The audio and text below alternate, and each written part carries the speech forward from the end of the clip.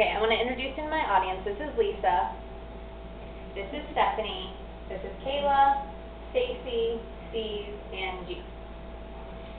And my name is Ashley. I want to thank you guys so much for coming to listen to my speech.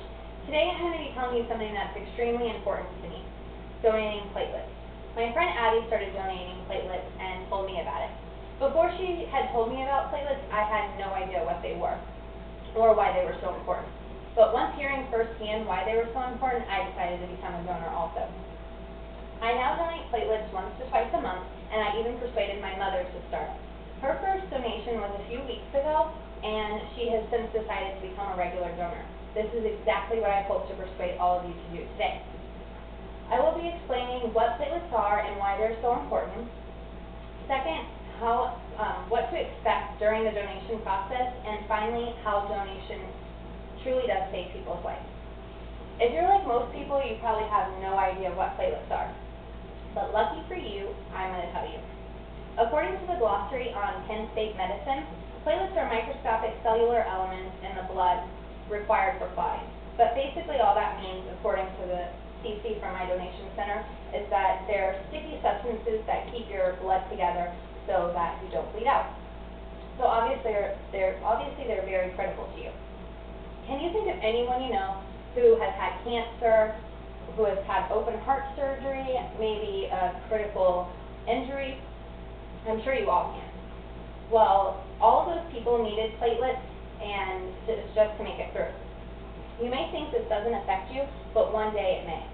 Think maybe one day you get into a bad car accident and the doctor says that you need platelets to survive. If it wasn't for people like my friend Abby, my mother, or myself to donate platelets, then you or your loved ones would die. This is why platelets are so very important. According to an article on UNC Health titled Fast Facts About Donating Platelets, of the 60% of people in the U.S. that are eligible for donating, only 5% actually do. And according to the American Red Cross, platelets only last for 5 days, so there's a constant need for them. Now that you know what platelets are, I'm going to explain the whole donation process to you. First, you need to be an eligible donor. It varies from state to state, but for Florida, you need to be at least 16, weighing 110 pounds, which my sister would be out. You need to have a good vein, and you need to have not taken aspirin for the last 48 hours before you donate. If you're not sure if you're eligible, you can just call your donation center and they'll gladly tell you. Once you make sure you're eligible, you make an appointment, and then they'll ask you a bunch of questions. If you've ever donated blood before, these are the same questions. Next, you'll get your finger pricked to determine if your iron level is okay, and then they'll take your temperature and your blood pressure. The donation center that I go to has a huge cabinet filled with movies, so you get to pick out a movie, go into a nice comfy chair, put your movie on, headphones, and just sit back and relax.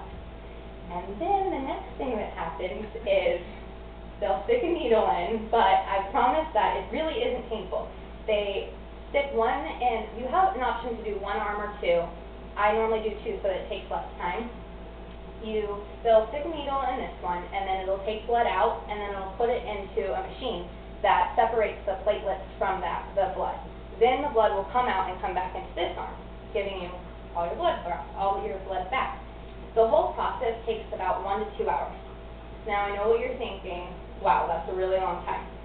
But I want you to know that after the needle is in, you really don't, you just sit there and you get to relax and watch your movie. You also may be thinking that you have no time for it.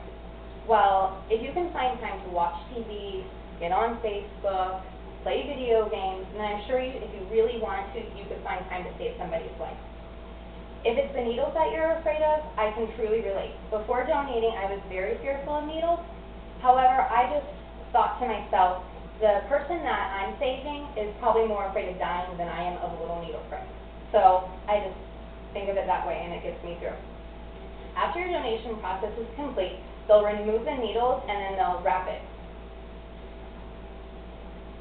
They'll also give you something pretty cool, like this sweet shirt that I'm wearing. Notice that it says 14 on it. That means that you can donate every 14 days. Every 2 weeks you can donate platelets. It's because they put the blood back in you, so that's why you can donate 2 weeks.